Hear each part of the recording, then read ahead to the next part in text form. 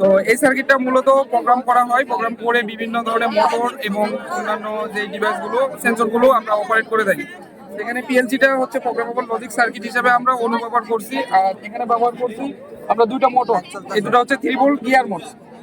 তো এগুলো মূলত কি করে, আমাদের এই প্রথমে আমাদের সেন্সর থেকে এই যে সেন্সর থেকে সিগন্যালটা যাবে আর্ডুইনো উনোতে, ওখান থেকে সিগন্যাল যাবে আমাদের এই রিলে কন্ট্রোলার বা মোটর ড্রাইভার, ওখান থেকে মোটর ড্রাইভারের সংকেত দিবে যে তুমি ফরওয়ার্ড করো। তো এখানে আমার প্রোগ্রাম করা আছে 13 সেকেন্ড দুটো মোটরই ফরওয়ার্ড করবে। করার পরে যখন বৃষ্টি থেমে যাবে, সেন্সর যখন সিগন্যাল দিবে যে বৃষ্টি থেমে গেছে, তখন এই আমাদের এই লজিক সার্কিটটা আবার এই মোটর ড্রাইভারে সিগন্যাল দিবে যে বৃষ্টি থেমে গেছে, তুমি রিভার্স করো। তো এই মোটরগুলো আমাদের দুটো মোটরই রিভার্স করবে 13 সেকেন্ড। করার পরে আমাদের যখন ফরওয়ার্ড করবে তখন আমাদের এটা অটো, এটা আমাদের শাটারিং করবে বা ঘিরে দিবে। আর যখন বৃষ্টি থেমে যাবে, আবার যখন রোদ উঠবে, সেন্সরে যখন পানি সিগন্যালটা পাবে না, তখন এটা আবার রিভার্স ঘুরে সে আগের পজিশনে চলে যাবে।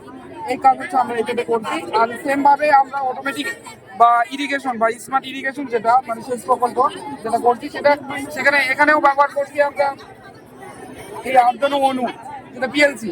ওখান থেকে আমরা একটা মোটর ড্রাইভার নিয়েছি, আর ভিতরে আমরা একটা পাম্প মোটর নিয়েছি, এই যে পাম্প মোটর।